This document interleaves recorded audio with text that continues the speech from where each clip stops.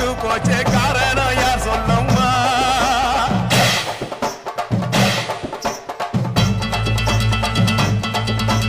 சாத்தாவோடு கையில் சத்தம் முழங்கிட தாயேனி பொங்கிடம்மா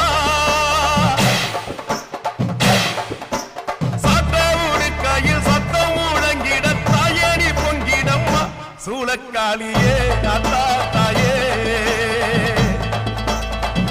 சூளக்காளி